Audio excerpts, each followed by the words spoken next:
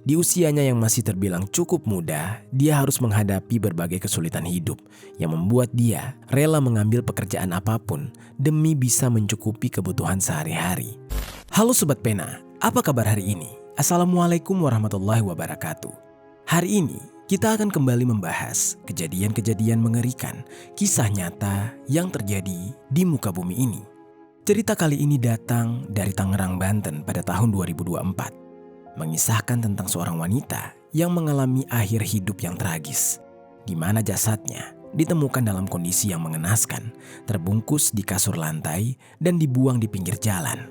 Kondisinya di saat itu sudah membusuk dan sudah dikerumuni lalat. Ternyata perbuatan yang sangat mengerikan ini dilakukan oleh pelanggan online-nya sendiri lantaran merasa sakit hati karena disinggung soal bau badan. Bagaimana cerita selengkapnya tentang kasus yang satu ini? Langsung saja kita bahas di Kata Pena.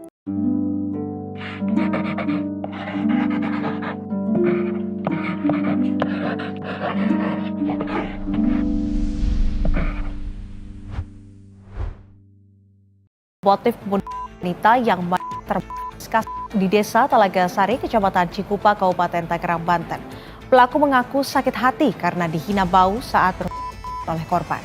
Sebelum kita mulai ke ceritanya, jangan lupa untuk subscribe channel ini dan bagikan video ini ke teman-teman kalian.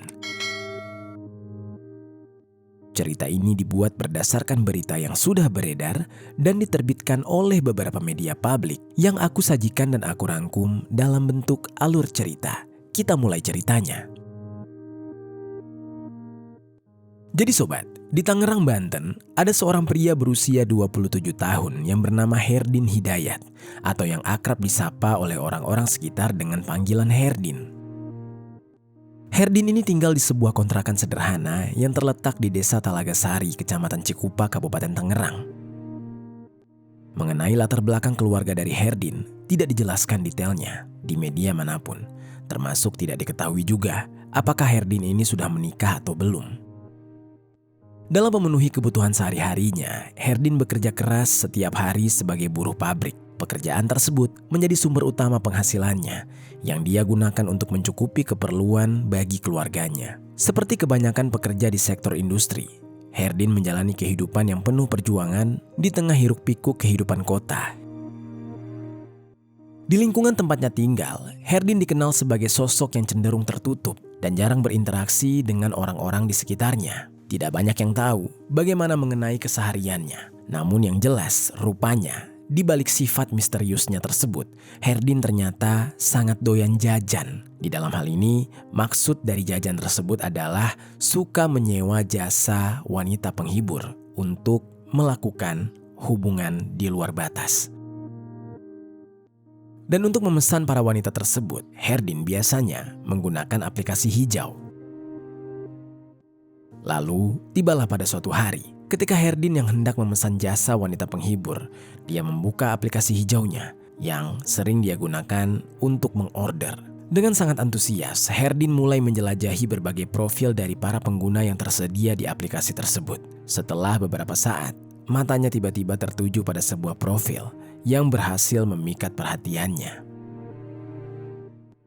Ada foto seorang wanita muda dengan wajah yang sangat cantik, membuatnya terpesona dan langsung memutuskan untuk bernegosiasi, memesan jasa dari si perempuan tersebut. Perempuan itu bernama Raden Eri Nurasri Makmur. Dia biasa dipanggil dengan nama Nurasri. Dia merupakan warga dari Kampung Talaga Sari, RT 6, RW 3, nomor 64, Kecamatan Cikupa, Tangerang. Nurasri ini adalah seorang wanita muda berusia 24 tahun yang memiliki paras yang cantik.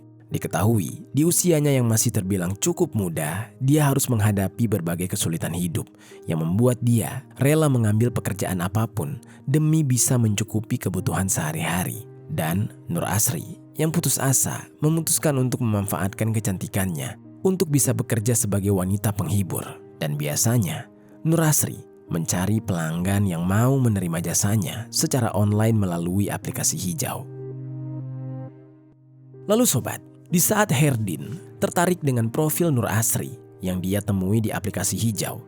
Herdin pun segera menghubunginya. Nur Asri di saat itu langsung merespon dengan sikap yang ramah dan penuh perhatian. Sehingga terciptalah suasana komunikasi yang hangat sejak awal. Dan mereka pun mulai saling berkenalan.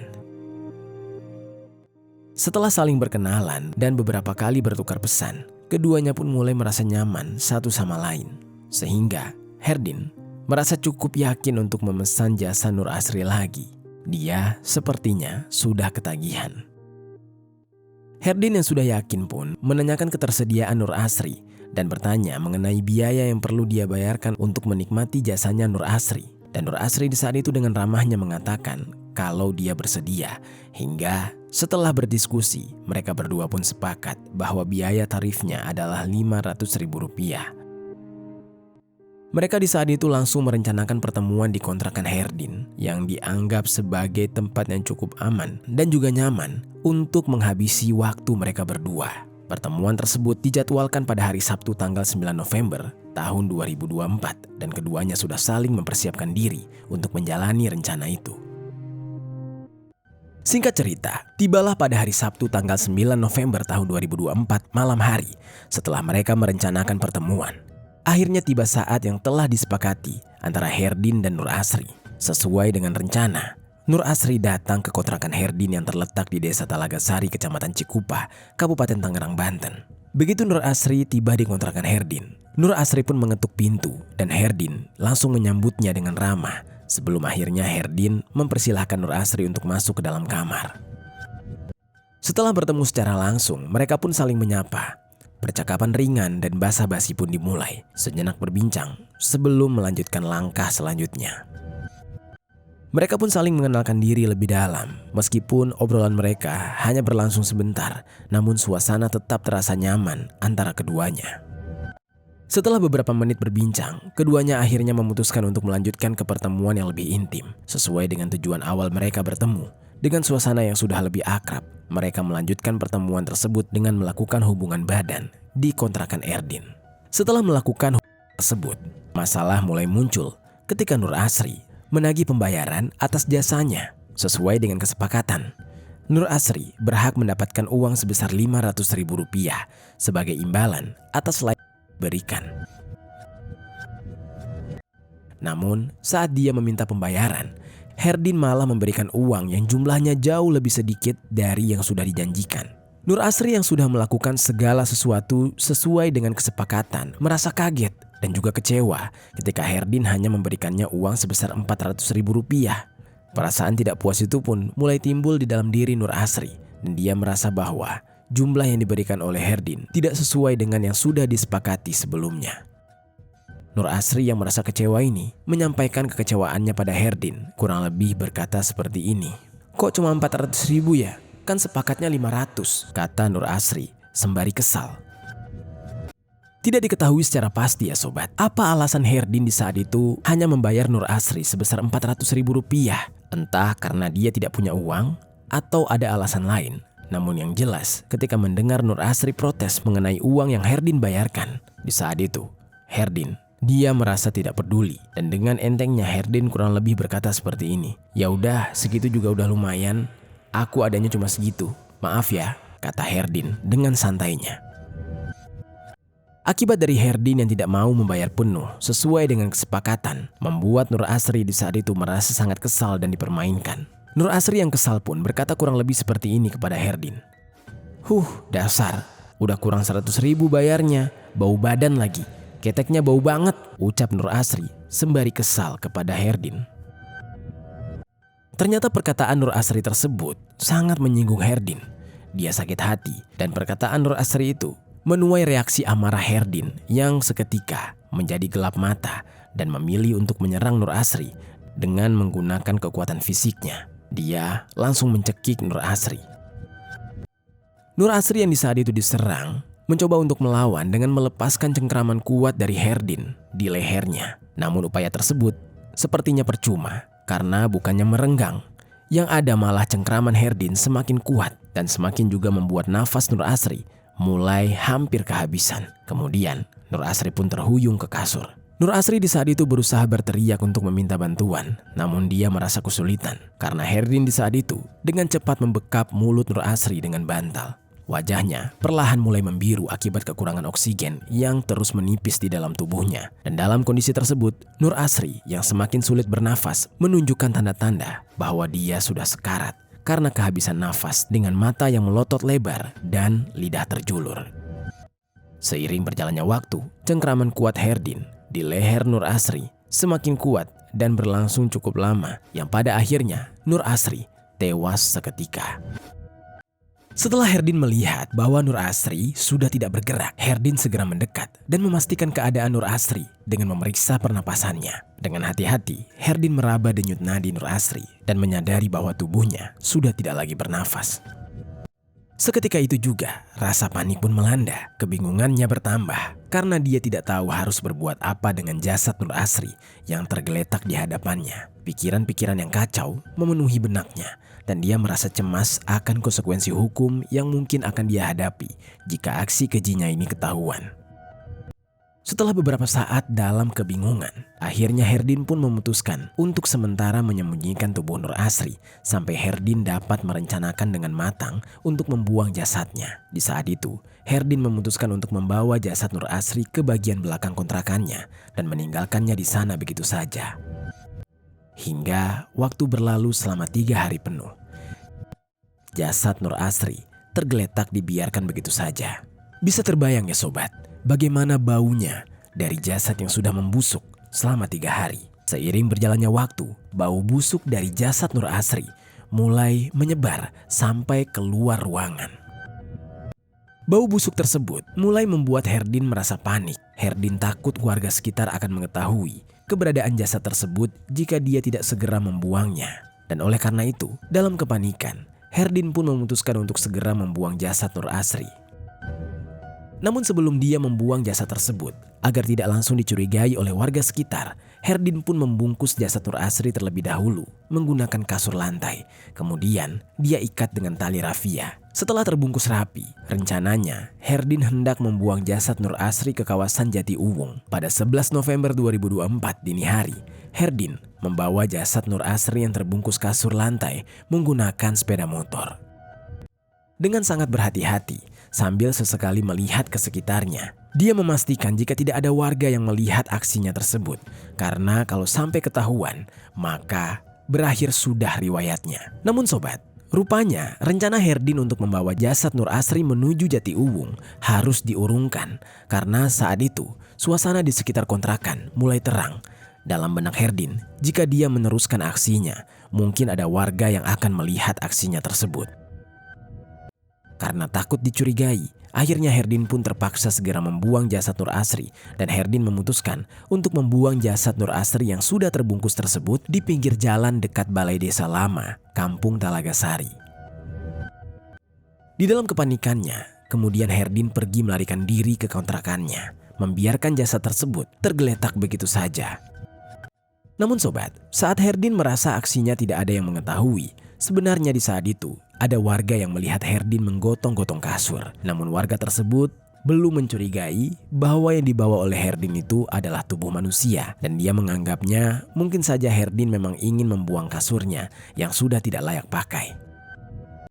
Sementara itu, setelah dia membuang jasad Nur Asri, tepat pada pukul 4 dini hari, ada seorang warga yang bernama Martono. Dia merupakan warga Kampung Talagasari dan sedang dalam perjalanan menuju ke masjid untuk melaksanakan sholat subuh. Saat dia berjalan di sepanjang jalan dekat Balai Desa Lama, tiba-tiba dia melihat sebuah bungkusan kasur yang tergeletak menghalangi jalannya. Kasur tersebut tampak mencurigakan dan tidak seperti kasur biasa yang dibuang begitu saja. Karena kasur tersebut baunya sangat busuk dan sudah dikerumungi lalat. Selain itu, Martono juga melihat adanya hal yang aneh. Namun di saat itu dia belum yakin. Dia seperti melihat adanya sepasang kaki manusia yang keluar dari bungkusan kasur itu. Martono yang merasa ada yang tidak beres dengan kasur tersebut, awalnya mencoba untuk berpikir positif. Mungkin saja itu hanyalah kaki boneka. Dan karena dia bingung harus melakukan apa, namun dia juga penasaran, Martono pun memutuskan untuk segera pulang ke rumahnya dan memberitahukan istrinya tentang apa yang dia temukan. Istrinya yang mendengar penuturan Martono merasa khawatir dan memutuskan untuk ikut pergi ke lokasi tempat Martono menemukan kasur yang aneh tersebut. Mereka berdua datang ke tempat itu dan ketika mereka sampai di sana, mereka sama-sama memeriksa isi dari kasur tersebut. Dan di saat itulah betapa terkejutnya mereka saat mereka ternyata menemukan isi dari bungkusan itu bukanlah boneka atau manekin, tetapi melainkan jasad seorang wanita dalam kondisi yang sudah membusuk. Seketika Martono dan istrinya merinding dan berteriak sejadi-jadinya. Mereka berdua pun langsung melaporkan penemuan jasad tersebut kepada pihak yang berwenang. Tanpa menunda, Martono segera menghubungi pihak kepolisian, yaitu Kapolresta Tangerang. Beberapa warga yang mendengar teriakan mereka dan mengerumuni tempat tersebut. Berdasarkan dari laporan warga, polisi segera datang ke lokasi untuk melakukan olah TKP. Di lokasi kejadian, polisi mencari bukti dan meminta keterangan saksi. Sementara jasad Nur Asri dibawa ke rumah sakit untuk diotopsi. Dan berdasarkan pemeriksaan serta keterangan para saksi yang sempat melihat Herdin membuang kasur yang berisi jasad manusia tersebut, dia langsung diburu. Polisi mendatangi rumah kontrakan Herdin dan diketahui di saat itu Herdin tidak ada di sana karena sedang bekerja. Namun di kontrakan Herdin tersebut, dugaan polisi terkait keterlibatan Herdin semakin kuat karena polisi menemukan beberapa barang-barang milik Nur Asri di dalamnya. Di antaranya ada sepeda motor, tas, dan juga sandal milik Nur Asri. Polisi pun langsung memburu Herdin di tempat kerjanya, yaitu di PT Canet Elektrik Indonesia. Dan pada akhirnya, dia berhasil diringkus di hari yang sama di mana jasad Nur Asri ditemukan. Bersamaan dengan ditangkapnya Herdin, Satreskrim Polresta Tangerang menyita barang bukti berupa kasur lantai, tali rafia, bantal, dan pakaian milik Nur Asri. Lalu sementara itu, barang bukti dari rumah kontrakan tersangka, yaitu berupa sepeda motor Yamaha Vino berwarna coklat dengan nomor polisi B3148CLT dan tas berwarna hitam, serta sandal milik Nur Asri. Semuanya disita oleh polisi. Herdin yang sudah berhasil ditangkap kemudian diamankan untuk dimintai keterangan. Herdin yang tidak bisa mengelak dengan barang bukti yang ada akhirnya mengakui perbuatan kejinya. Herdin mengaku sampai tega menghabisi nyawa Nur Asri karena merasa sakit hati. Dia dihina bau badan, bau ketiak oleh korban. Meski begitu, saat ini Herdin merasa sangat menyesal atas perbuatannya dan dia siap dengan segala konsekuensi hukum yang akan dia jalani. Sambil menangis, Herdin menyesali semuanya. Dan atas perbuatan kejinya, polisi menjerat Herdin dengan pasal 340 KUHP tentang penghilangan nyawa yang berencana, serta pasal 338 KUHP dan pasal 351 ayat 3 KUHP tentang penghilangan nyawa dan penganiayaan yang mengakibatkan seseorang meninggal dunia dengan ancaman hukuman mati atau penjara seumur hidup. Sementara itu, polisi sudah berhasil mengidentifikasi jasad wanita terbungkus kasur tersebut, yang mana menurut identitasnya, dia adalah wanita berusia 24 tahun bernama Raden Eri Nur Asri Makmur. Polisi pun langsung menyampaikan kabar duka ini kepada pihak keluarganya. Dan di saat itu, keluarga juga menangis sejadi-jadinya. Mereka histeris, tidak menyangka bahwa Nur Asri, anak mereka, meninggal secara tragis. Dan setelah semuanya selesai, jasad Nur Asri dikembalikan kepada pihak keluarga untuk dimakamkan. Kepergian Nur Asri membawa kepedihan yang amat mendalam dan isak tangis mengantarkan Nur Asri ke peristirahatan terakhirnya. Atas perbuatan keji terhadap Nur Asri, pihak keluarga berharap Herdin dihukum setimpal atas nyawa Nur Asri yang sudah direnggut oleh pelakunya, yaitu Herdin. Lagi-lagi, ini akibat dari merendahkan atau menghina fisik orang lain yang dikenal sebagai body shaming dan menjadi pemicu emosi hingga berujung pada tindakan keji. Apa pelajaran yang bisa kita ambil dari kisah ini?